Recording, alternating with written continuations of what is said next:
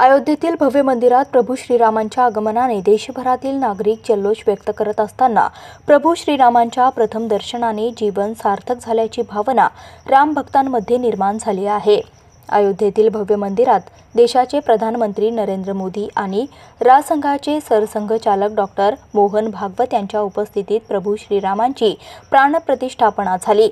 हा संपूर्ण सोहळा धायरी परिसरातील नागरिकांना पाहता यावा यासाठी विशेष नियोजन न्यू आर्या फाउंडेशन तर्फे श्रीराम मंडप व्यंकटसाई होंडा शोरूम बाहेर रायकर नगर धायरी येथे मोठी LED स्क्रीन लावून करण्यात आले होते। नागरिकांनीही उत्स्फूर्त प्रतिसाद देत प्राणप्रतिष्ठापनेचा सोहळा अनुभवला। या प्रसंगी व्यंकटसाई होंडाचे संतोष कदम, आयुष कदम, सुनील देशमुख, कारसेवक दशरथ कांबळे व इतर मान्यवरही उपस्थित होते। न्यू आर्या फाउंडेशन तर्फे 20 ते 22 तारखेपर्यंत सलग 3 दिवस विविध कार्यक्रम करण्यात आले, ज्यामध्ये हिंदू वीर गीतांची, भजनांची अनोखी संध्या, राजगर्जना, ढोल ताशांच्या पथकाच्या मार्फत जल्लोषात मानवंदना आणि हिंदूंचा विजय उत्सव आदींचा समावेश होता। श्रीरामांची आरती, या सगळ्याला उजळवून टाकणारी विद्युत रोषणाई आणि फटाक्यांची आतषबाजी अशा नयनरम्य सोहळ्यातून प्रभू श्रीरामांच्या प्राणप्रतिष्ठापनेचा आनंदोत्सव सोमवारी पाहायला मिळाला। साधारणतः 500 वर्षानंतर आपलं जे श्रीराम प्रभू रामचंद्रांचं मंदिर जे पूर्वी नाहीसं झालं होतं ते आज मोदीजींच्यामुळे आणि सर्व हिंदूंमुळे पुन्हा एकदा ते मंदिर झालेलं आहे। मला आज असं वाटतं की त्यावेळी जेव्हा श्रीराम प्रभू स्वतः अयोध्येमध्ये परत आले होते वनवासाहून माता सीतेला परत घेऊन, तर त्यावेळी जशी प्रजेला आनंद झाला असेल तेवढाच आज आनंद पूर्ण भारतभर झालेला असेल याचा मला पूर्ण खात्री आहे आणि तेवढाच आनंद आम्हाला सगळ्यांना झालेला आहे।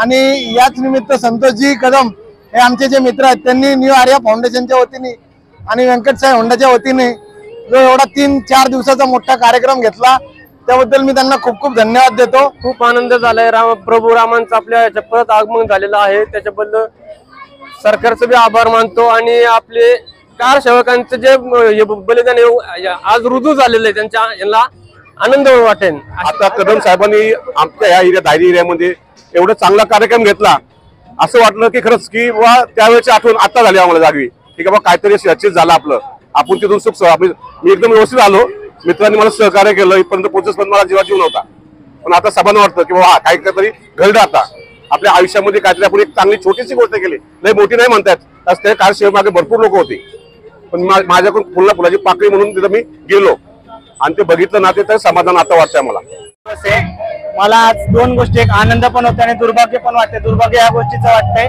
की 1992 साली ज्यावेळेस बाबरी मस्जिद पाडली त्यावेळेस मी का नव्हतो, पण ठीक आहे, आनंद या गोष्टीचा वाटतोय त्या सुवर्ण क्षणी 550 वर्षांपूर्वी जे आपलं मंदिर पाडलं गेलं होतं ते पुन्हा एकदा मोदीजींच्या नेतृत्वामध्ये पुन्हा एकदा उभारण्यात आलेलं आहे आणि तो क्षण आपण खूप जल्लोषाने साजरा केलेला आहे। सगळीकडे वातावरण भगवामय झालंय आणि हे झालंच पाहिजे, कारण की येणाऱ्या पिढीला समजलं पाहिजे की प्रभू श्रीरामचंद्र कोण होते, काय होते, त्यांचं आचरण कसं होतं, तर ते फक्त आपल्या भगवे झेंडे हातात न घेता आपण ते आचरणात आणलं पाहिजे आणि लवकरच ते होईल अशी मला आशा आहे।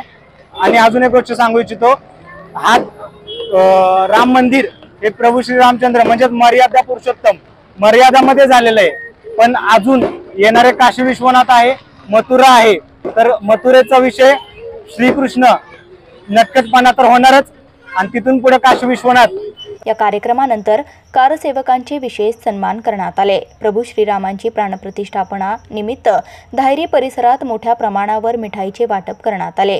सदर कार्यक्रमासाठी फ्रान्स भिलारे, सोनालीताई पोकळे, सुहास बापू चाकणकर यांचे सहकार्य लाभले। सचिन नागपुरे, सुनील देशमुख, चेतन होनशिंग आदींनी उपस्थिती कार्यक्रमास लावली।